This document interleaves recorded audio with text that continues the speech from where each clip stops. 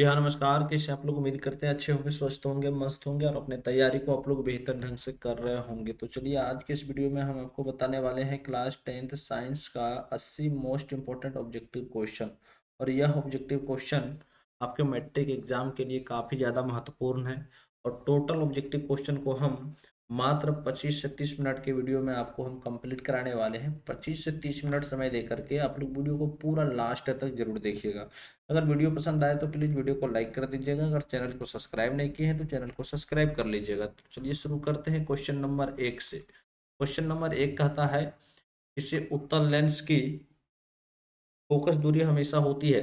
किसी उत्तल लेंस की फोकस दूरी हमेशा होती है तो वो धनात्मक होती है। ऑप्शन नंबर ए हो जाएगा +भी। चलिए नेक्स्ट जो क्वेश्चन है बाबू, क्वेश्चन नंबर 2। क्वेश्चन नंबर 2 में कहता है, किसी शब्दकोश में पाए गए छोटे अक्षरों के पढ़ते समय आप निम्न में से कौन सा लेंस पसंद करेंगे? तो इस क्वेश्चन का सही जवाब हो जाएगा बाबू, है ना, 5 सेंटीमीटर फोकस दूरी वाला, है ना, दूरी का एक उत्तल लेंस। चलिए नेक्स्ट जो क्वेश्चन है क्वेश्चन नंबर 3। क्वेश्चन नंबर 3 में कहता है, मोटर गाड़ी के चालक के सामने सामान्यतः लगा रहता है तो वो कौन सा दर्पण रहता है बाबू? दर्पण रहता है। और वो दर्पण है आपका उत्तल दर्पण। उत्तल दर्पण। चलिए नेक्स्ट जो क्वेश्चन आता है क्वेश्चन नंबर 4।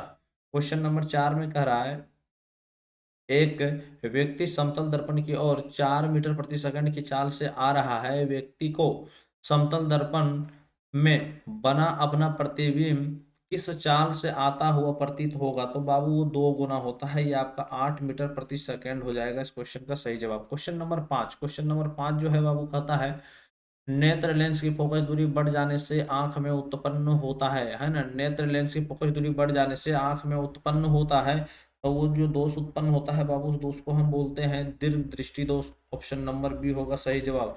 चलिए नेक्स्ट जो क्वेश्चन आता है क्वेश्चन नंबर 6 में कहता है, दूरदृष्टि दोष वाले व्यक्ति जिस चश्मे, है ना, दूरदृष्टि दोष वाले व्यक्ति द्वारा जिस चश्मे का प्रयोग किया जाता है उसमें लगे लेंस होते हैं। जो लेंस उसमें होता है बाबू दूरदृष्टि दोष वाले में, वो कौन सा लेंस होता है? वो आपका होता है उत्तल लेंस। ऑप्शन नंबर ए हो जाएगा सही जवाब। चलिए क्वेश्चन नंबर 7। क्वेश्चन नंबर 7 में कहता है, विद्युत आवेश की इकाई है। तो विद्युत आवेश की इकाई क्या है? वो कूलाम है। ऑप्शन नंबर ए होगा आपका सही जवाब। चलिए क्वेश्चन नंबर 8 कह रहा है, विद्युत आवेश दो प्रकार के होते हैं जिन्हें धन तथा ऋण आवेश माना जाता है। यह नामकरण जिसने किया था वह है, क्या नाम है बाबू? ऑप्शन नंबर डी में देखिए लिखा हुआ है ना, Benjamin Franklin. Option number D. चलिए नेक्स्ट जो क्वेश्चन है क्वेश्चन नंबर 9 देखिए क्या कह रहा है। क्वेश्चन नंबर 9 में कहता है, एक पदार्थ के, है ना, एक पदार्थ को 1 कूलाम धन आवेश में आवेशित किया गया है। इस आवेशन में पदार्थ से जो इलेक्ट्रॉन निकल गए हैं उनकी संख्या है। तो उनकी संख्या जो है बाबू देखिए ऑप्शन नंबर ए में है 6.25 गुना 10 है ना 18। चलिए ऑप्शन नंबर ए। नेक्स्ट जो क्वेश्चन आता है क्वेश्चन नंबर 10। कहता है, किसी विद्युत बल्ब पर 220 वोल्ट तथा 100 वाट, है ना, 100 वाट अंकित है। जब इसे 100 वोल्ट पर प्रचलित करते हैं तब इसके द्वारा उपयुक्त शक्ति कितनी होती है? तो वो शक्ति कितनी होती है बाबू? तो इस क्वेश्चन का जो सही जवाब हो जाएगा वो होगा आपका ऑप्शन नंबर सी, 50 वाट। चलिए नेक्स्ट जो क्वेश्चन आता है आपके सामने क्वेश्चन नंबर 11। क्वेश्चन नंबर 11 में कहता है, विद्युत चुंबकीय प्रेरण की घटना है। विद्युत चुंबकीय प्रेरण की घटना है। तो इस क्वेश्चन का जो सही जवाब होगा बाबू ऑप्शन नंबर सी हो जाएगा। Option number C. चलिए नेक्स्ट जो क्वेश्चन है क्वेश्चन नंबर 12। कहता है, विद्युत जनित्र का सिद्धांत आधारित है। विद्युत जनित्र का सिद्धांत आधारित है तो किस पर आधारित है? तब विद्युत चुंबकीय प्रेरण पर आधारित है। चलिए नेक्स्ट जो क्वेश्चन है आता है आपके सामने बाबू, कहता है, लघु पतन के समय परिपथ में विद्युत धारा का मान, है ना, लघु पतन के समय परिपथ में विद्युत धारा का मान क्या होता है? बहुत अधिक बढ़ जाता है। ऑप्शन नंबर सी होगा सही जवाब। चलिए नेक्स्ट जो क्वेश्चन आ गया क्वेश्चन नंबर 14, है ना, प्रतिक्रिया। आप इतना को देख लिए। इसमें जो होगा बाबू आपका सही जो ऑप्शन होगा देखिए ऑप्शन नंबर सी हो जाएगा। सी एक अवकारक है। चलिए नेक्स्ट जो क्वेश्चन है क्वेश्चन नंबर 15। कहता है, निम्न धातुओं में से कौन NaOH के विलयन से H2G देता है? तो इस क्वेश्चन का जो सही जवाब होगा बाबू हो जाएगा एल्यूमिनियम। Option number C. चलिए नेक्स्ट जो क्वेश्चन आता है आपके सामने क्वेश्चन नंबर 16। क्वेश्चन नंबर 16 में कहता है, यदि विलयन का पीएच, है ना, 13 है, इसका अर्थ की, है ना, इसका अर्थ बताइए। तो बाबू यदि विलयन का पीएच मान 13 है तो देखिए आप क्वेश्चन नंबर 16 का, तो ये बाबू जो होगा ना आपका प्रबल भास्म होगा, है ना, प्रबल भास्मिक, है ना। चलिए नेक्स्ट जो क्वेश्चन आता है क्वेश्चन नंबर 17। क्वेश्चन नंबर 17 में कहता है साधारण ताप पर फास्फोरस का अणुसूत्र है। साधारण ताप पर फास्फोरस का अणुसूत्र होता है बाबू, क्या होता है, P4, ऑप्शन नंबर डी। चलिए नेक्स्ट जो क्वेश्चन आता है पीतल में रहता है, पीतल में रहता है, तो पीतल में क्या रहता है बाबू, Cu, है ना, तथा जेड एंक, है ना, जेड एन, है ना, Cu तथा जेड एन, कॉपर तथा जिंक। चलिए नेक्स्ट जो क्वेश्चन आता है वो क्वेश्चन नंबर 19। क्वेश्चन नंबर 19 देखिए कहता है धातुओं की प्रकृति होती है। धातुओं की प्रकृति होती है, तो धातुओं की जो प्रकृति होती है बाबू वो होता है विद्युत धनात्मक, option number A. Question number 20 देखिए क्या कहता है, चुंबकीय, है ना, चुंबकीय अशुद्धि को किस प्रकार दूर किया जाता है। तो चुंबकीय अशुद्धि को किस प्रकार दूर किया जाता है, तो इस क्वेश्चन का सही जवाब हो जाएगा ऑप्शन नंबर डी, चुंबकीय विधि।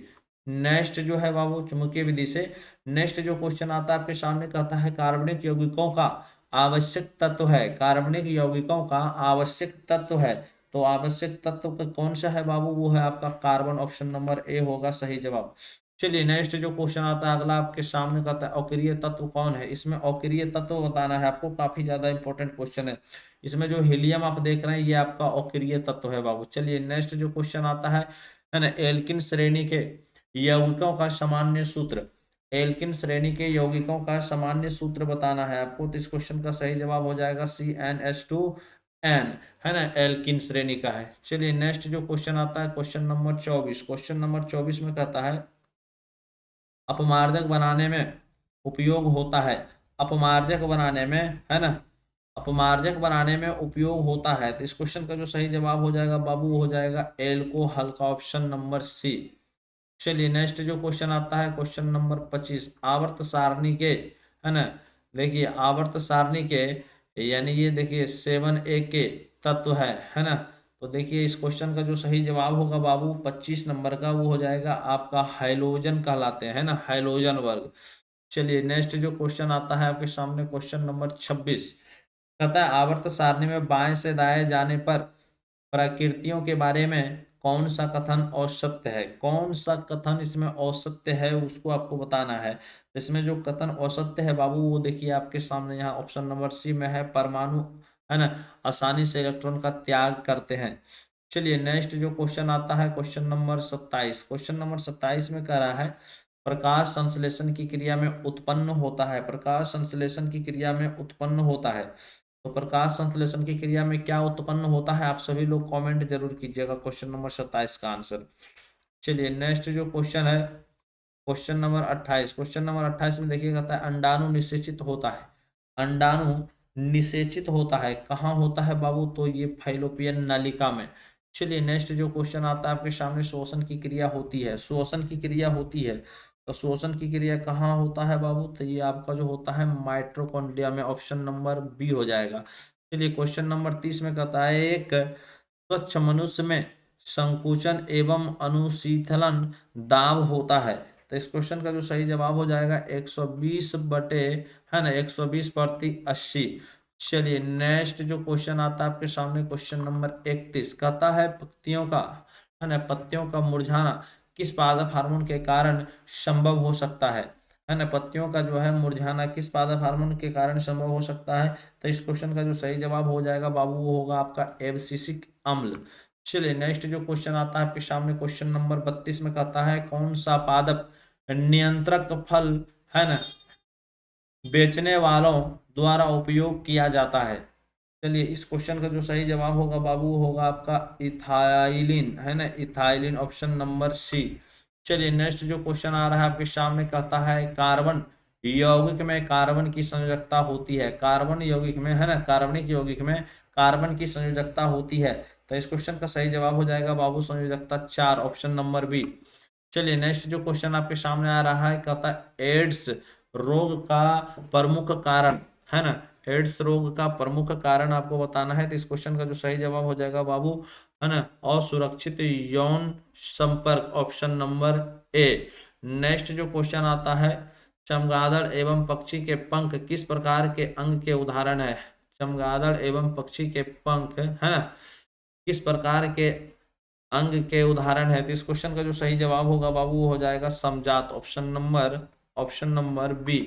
नेक्स्ट जो क्वेश्चन आता है बाबू आपके सामने, कहता है क्वेश्चन, वे अंग जिनकी उत्पत्ति तथा मूल संरचना में तो समानता होती है किंतु कार्य के अनुसार उनकी बाह्य रचना में परिवर्तन हो जाता है, ऐसे अंगों को है ना, ऐसे अंगों को कहते हैं। तो ऐसे अंगों को हम क्या कहते हैं बाबू? तो उसको कहते हैं समजात अंग, है ना, उसी को बोलते हैं समजात अंग। चलिए नेक्स्ट जो क्वेश्चन आता है आपके सामने, क्वेश्चन नंबर 37, कहता है कृत्रिम परितंत्र का उदाहरण है। तो कृत्रिम परितंत्र का उदाहरण है, तो इस क्वेश्चन का सही जवाब हो जाएगा बगीचा, खेत। नेक्स्ट जो क्वेश्चन है बाबू, वो क्वेश्चन देखिए, कहता है प्रकृति में ऊर्जा का मुख्य स्रोत, प्रकृति में ऊर्जा का मुख्य स्रोत बताना है आपको। तो इस क्वेश्चन का सही जवाब हो जाएगा सूर्य, सूर्य। चलिए नेक्स्ट जो क्वेश्चन आ रहा है आपके सामने, क्वेश्चन नंबर 39, क्वेश्चन नंबर 39 में कहता है वन के है ना, वनों के संरक्षण के लिए निम्न में से किन प्रक्रियाओं को नियंत्रित करने की आवश्यकता है?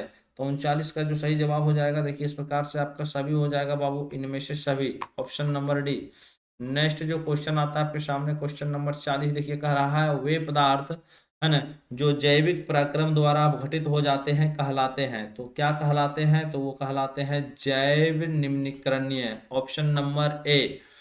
चलिए नेक्स्ट जो क्वेश्चन आता है आपके सामने, 41 नंबर का था, अमीटर से निम्नलिखित में किसे मापा जाता है? अमीटर से निम्नलिखित में किसे मापा जाता है? तो 41 नंबर का जो सही जवाब होगा बाबू होगा आपका ऑप्शन नंबर ए, है ना, ऑप्शन नंबर ए, धारा को मापा जाता है। चलिए नेक्स्ट जो क्वेश्चन है, क्वेश्चन नंबर 42, वह उपकरण जो विद्युत ऊर्जा को यांत्रिक ऊर्जा में बदलता है, वह उपकरण जो विद्युत ऊर्जा को यांत्रिक ऊर्जा में बदलता है।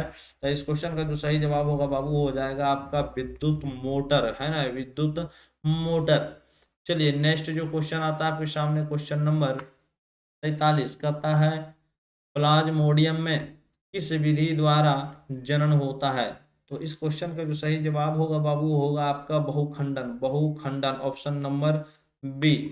चलिए नेक्स्ट जो क्वेश्चन आता है, निकट दृष्टि दोष को निम्नलिखित में से है ना, निम्नलिखित में किस लेंस के द्वारा हटाया जाता है? तो निकट के लिए जो हम लोग लेंस प्रयोग करते हैं बाबू, वो लेंस हम लोग का होता है अवतल लेंस, वो होता है अवतल लेंस। चलिए नेक्स्ट अगला जो क्वेश्चन आता है, पौधों में जनन अंग कहाँ पाए जाते हैं? पौधों में जनन अंग कहाँ पाए जाते हैं? तो बाबू पुष्प में पाए जाते हैं, ऑप्शन नंबर सी होगा सही जवाब। नेक्स्ट जो क्वेश्चन आता है, मेंडल ने अपने अनुवांशिकीय प्रयोग हेतु किस पौधे का उपयोग किया था? तो किस पौधे का उपयोग किया था बाबू? तो उस पौधे का नाम है आपका मटर, ऑप्शन नंबर सी हो जाएगा सही जवाब। चलिए अगला जो क्वेश्चन आता है, क्वेश्चन नंबर 47 कहता है परिस्थितिकी, है ना, परिस्थितिकी तंत्र में ऊर्जा का प्रवाह किस दिशा में होता है? तो किस दिशा में होता है? तो इस क्वेश्चन का जो सही जवाब हो जाएगा आपका हो जाएगा बहुदिशीय, है ना, बहुदिशीय, ऑप्शन नंबर सी। चलिए नेक्स्ट जो क्वेश्चन आता है आपके सामने, ओजोन परत पाया जाता है, ओजोन परत पाया जाता है बाबू। तो ओजोन परत कहाँ पाया जाता है? तो वायुमंडल के ऊपरी सतह में, वायुमंडल के ऊपरी सतह में। अगला जो क्वेश्चन है, क्वेश्चन नंबर 49, क्वेश्चन नंबर 49 देखिए कहता है दाढ़ी बनाने में कौन सा दर्पण उपयुक्त होता है? तो दाढ़ी बनाने में कौन सा दर्पण उपयुक्त होता है बाबू? तो 49 का जो सही जवाब हो जाएगा वो होगा आपका अवतल, option number C. Question number 50 में देखिए कहता है प्रकाश के परावर्तन के कितने नियम है? प्रकाश के परावर्तन के कितने नियम है? तो प्रकाश के परावर्तन के बाबू दो नियम है, ऑप्शन नंबर बी होगा सही जवाब। चलिए अगला जो क्वेश्चन आता है आपके सामने, क्वेश्चन नंबर 51, क्वेश्चन नंबर 51 में कह रहा है निर्वात में प्रकाश की चाल होती है, निर्वात में प्रकाश की चाल होती है। तो निर्वात में जो प्रकाश की चाल होती है बाबू वो 3 है ना, 3 × 10⁻⁸ मीटर प्रति सेकेंड। चलिए अगला जो क्वेश्चन आता है आपके सामने, क्वेश्चन नंबर 52, किस दर्पण में बड़ा प्रतिबिंब बनता है? किस दर्पण में बड़ा प्रतिबिंब बनता है? तो इस क्वेश्चन का जो सही जवाब हो जाएगा बाबू होगा अवतल, ऑप्शन नंबर बी। नेक्स्ट जो क्वेश्चन आता है कहता है दंत विशेषज्ञ किस दर्पण का उपयोग, है ना, किस दर्पण का उपयोग, सॉरी, दंत विशेषज्ञ किस दर्पण का उपयोग मरीजों के दांतों का बड़ा प्रतिबिंब देखने के लिए करता है? तो वो जो दर्पण होता है बाबू वो होता है आपका अवतल दर्पण, वो जो दर्पण होता है वो होता है आपका अवतल दर्पण। चलिए नेक्स्ट जो क्वेश्चन है कहता है किस दर्पण में केवल आभासी या काल्पनिक प्रतिबिंब बनता है। तो आभासी या काल्पनिक प्रतिबिंब किसमें बनता है बाबू? समतल और उत्तल। ऑप्शन नंबर डी होगा आपका सही जवाब। चलिए क्वेश्चन नंबर 55 कहता है मोटर चालक के सामने दर्पण साइड मिरर लगा होता है। तो मोटर चालक के सामने, है ना, दर्पण जो साइड मिरर लगा होता है वो कौन सा दर्पण होता है बाबू? तो उस दर्पण को हम लोग बोलते हैं उत्तल दर्पण। उत्तल दर्पण ऑप्शन नंबर सी होगा सही जवाब। चलिए क्वेश्चन नंबर 56 में देखिए, कहता है गोलीय दर्पण के परावर्तन पृष्ठ की वृत्ताकार सीमा रेखा का व्यास कहलाता है। तो क्या कहलाता है बाबू व्यास? है ना, देखिए गोलीय दर्पण का द्वारक कहलाता है, गोलीय दर्पण का द्वारक। नेक्स्ट जो अगला क्वेश्चन आ चुका है बाबू, कहता है प्रकाश तरंग उदाहरण है। तो प्रकाश तरंग उदाहरण है, तो इस क्वेश्चन का सही जवाब हो जाएगा विद्युत चुंबकीय तरंग का, है ना, विद्युत चुंबकीय तरंग का। क्वेश्चन नंबर 58 देखिए, क्वेश्चन नंबर 58 का रहा है गोलीय दर्पण में फोकसांतर एवं वक्रता त्रिज्या के बीच संबंध है। गोलीय दर्पण में फोकसांतर एवं वक्रता त्रिज्या के बीच संबंध है। तो इस क्वेश्चन का जो सही जवाब हो जाएगा F बराबर R/2। नेक्स्ट जो क्वेश्चन आता है क्वेश्चन नंबर 59, समतल दर्पण में प्रतिबिंब की प्रकृति क्या होती है?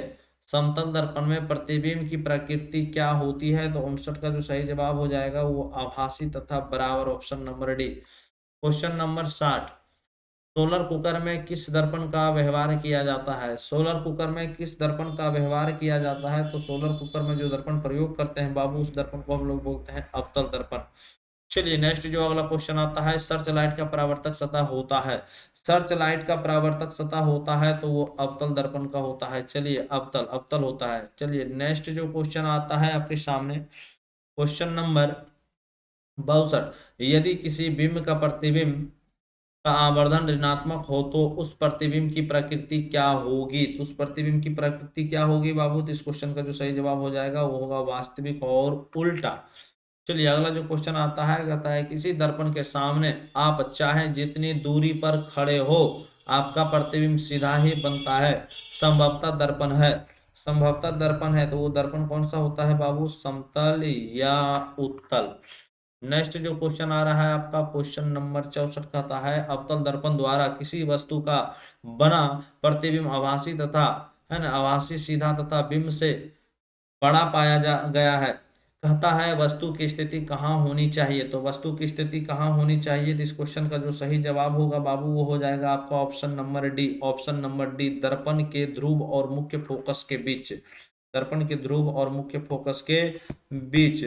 चलिए नेक्स्ट जो क्वेश्चन आता है आपका 65 नंबर, क्वेश्चन नंबर 65 कह रहा है यदि किसी बिंब का प्रतिबिंब का आवर्धन धनात्मक हो तो उस प्रतिबिंब की प्रकृति क्या होगी? तो उस प्रतिबिंब की प्रकृति क्या होगी? तो इस क्वेश्चन का जो सही जवाब हो जाएगा बाबू वो होगा ऑप्शन नंबर डी, काल्पनिक और सीधा। चलिए नेक्स्ट जो क्वेश्चन आता है आपके सामने, कहता है किसी वस्तु का आवर्धित काल्पनिक प्रतिबिंब बनता है। किसी वस्तु का आवर्धित काल्पनिक प्रतिबिंब बनता है ना, किसमें बनता है? कौन सा दर्पण होता है बाबू? वो होता है आपका अवतल दर्पण। चलिए नेक्स्ट जो क्वेश्चन आ रहा है आपके सामने, क्वेश्चन नंबर 67, निम्नलिखित में से कौन उत्तल दर्पण की फोकस दूरी है जिसकी वक्रता त्रिज्या 32 सेंटीमीटर है? आप दर्पण को ध्यान से देखिए, दर्पण बाबू ये आपका उत्तल दर्पण है ना, उत्तल दर्पण है। तो उत्तल दर्पण का जो होता है बाबू फोकस दूरी धनात्मक, ऑप्शन नंबर सी हो जाएगा 16 सेंटीमीटर। नेक्स्ट जो क्वेश्चन आता है आपके सामने, क्वेश्चन नंबर 68 को देखिए, कहता है परावर्तन के समय परावर्तन के नियम से निर्धारित होती है। परावर्तन के नियम से निर्धारित होती है। तो परावर्तन के नियम से क्या निर्धारित होती है बाबू? तो इस क्वेश्चन का सही जवाब हो जाएगा आपतन कोण बराबर परावर्तन कोण। चलिए अगला जो क्वेश्चन आया क्वेश्चन नंबर 69, समतल दर्पण द्वारा बना प्रतिबिंब होता है। समतल दर्पण द्वारा बना प्रतिबिंब होता है वो कैसा होता है? काल्पनिक होता है। Option number B, option number B. अगला जो क्वेश्चन है क्वेश्चन नंबर 70, कहता है संयोगी यानी संयुग्मी फोकस केवल संभव है। तो देखिए संयुग्मी फोकस केवल संभव है, तो इस क्वेश्चन का जो सही जवाब होगा बाबू हो जाएगा अवतल दर्पण में, अवतल दर्पण में। चलिए नेक्स्ट जो क्वेश्चन आता है आपके सामने क्वेश्चन नंबर 71, क्वेश्चन नंबर 71 में कहता है उत्तल दर्पण में प्रतिबिंब सदैव बनता है। उत्तल दर्पण में प्रतिबिंब सदैव बनता है बाबू तो ध्रुव और फोकस के बीच, ध्रुव और फोकस के बीच बनता है। चलिए नेक्स्ट जो क्वेश्चन आता है, कहता है किसी दर्पण का मध्य बिंदु कहलाता है। किसी दर्पण का मध्य बिंदु कहलाता है, तो किसी दर्पण का मध्य बिंदु क्या कहलाता है बाबू? तो ध्रुव कहलाता है। ऑप्शन नंबर बी होगा आपका सही जवाब। चलिए नेक्स्ट जो क्वेश्चन है, क्वेश्चन नंबर 73। समतल दर्पण में वक्रता त्रिज्या आर है ना? समतल दर्पण में वक्रता त्रिज्या आर है, तो आप देखिए ऑप्शन को देख करके आपको बताना है। वक्रता त्रिज्या आर है तो देखिए क्या है, ये हो जाएगा आर बराबर अनंत, है ना? आर बराबर अनंत। समतल दर्पण में बाबू वक्रता त्रिज्या आर है, यानी आर बराबर ये जो होगा आपका अनंत होगा। चलिए नेक्स्ट जो है क्वेश्चन नंबर 74 में कहता है हजामत बनाने के लिए व्यवहार किया जाता है। तो हजामत बनाने के लिए जो व्यवहार किया जाता है बाबू, तो इस क्वेश्चन का आंसर सभी लोग कमेंट जरूर कीजिएगा। क्वेश्चन नंबर, है ना, 74 का आंसर सभी लोग कमेंट जरूर कीजिएगा। क्वेश्चन नंबर देखिए 75। क्वेश्चन नंबर 75 में कहता है समतल दर्पण का रेखीय आवर्धन होता है। समतल दर्पण का रेखीय आवर्धन होता है, तो समतल दर्पण का रेखीय जो आवर्धन होता है बाबू, वो होता है m बराबर 1। चलिए नेक्स्ट जो क्वेश्चन आता है आपके सामने, क्वेश्चन नंबर 76 में कहता है प्रतिबिंब की ऊंचाई और वस्तु, है ना, की ऊंचाई के अनुपात को कहते हैं। तो चलिए प्रतिबिंब की ऊंचाई और वस्तु बिंब की यानी ऊंचाई के अनुपात को कहते हैं, तो क्या कहते हैं? उसको हम लोग आवर्धन कहते हैं। ऑप्शन नंबर सी होगा सही जवाब। नेक्स्ट जो क्वेश्चन आपके सामने आता है, देखिए क्वेश्चन नंबर 77 में कहता है गाड़ियों के, है ना, अग्रदीपों में किस दर्पण का उपयोग होता है? गाड़ियों के अग्रदीपों में किस दर्पण का उपयोग होता है? तो इस क्वेश्चन का जो सही जवाब होगा वो होगा अवतल दर्पण। Option number B. नेक्स्ट जो क्वेश्चन आता है बाबू, कहता है दर्पणों के, है ना, दर्पणों के प्रयोग में सभी दूरियां मापी जाती है। तो दर्पणों के प्रयोग में सभी दूरियां मापी जाती है, तो इस क्वेश्चन का जो सही जवाब होगा बाबू, वो कहता है दर्पण से, है, दर्पण के ध्रुव से, दर्पण के ध्रुव से मापी जाती है कोई भी दूरी। चलिए नेक्स्ट जो क्वेश्चन आता है बाबू, वो क्वेश्चन देखिए। क्वेश्चन नंबर 79 में कह रहा है गोलीय दर्पण जिसका दृश्य क्षेत्र बहुत विस्तृत होता है ना, जिसका दृश्य क्षेत्र बहुत विस्तृत होता है, तो बताइए वो कौन सा दर्पण होगा? वो दर्पण जो होता है बाबू विस्तृत क्षेत्र वाले, वो होता है आपका उत्तल दर्पण, है ना, जो कि गाड़ियों में लगा होता है। चलिए अगला जो क्वेश्चन आता है आपके सामने, कहता है किसी दर्पण का मध्य बिंदु कहलाता है। किसी दर्पण का मध्य बिंदु कहलाता है, तो किसी दर्पण का जो मध्य बिंदु कहलाता है बाबू, इस क्वेश्चन का, है ना, मध्य बिंदु क्या कहलाता है? इस क्वेश्चन का आंसर सभी लोग कमेंट जरूर कीजिएगा। किसी दर्पण का मध्य बिंदु कहलाता है, दर्पण का जो मध्य बिंदु होता है, आप लोग कमेंट जरूर कीजिएगा इस क्वेश्चन का आंसर। चलिए इस प्रकार से हम लोग कुल 80 क्वेश्चन को कंप्लीट किए हैं। फिर मिलते हैं एक नेक्स्ट वीडियो के साथ।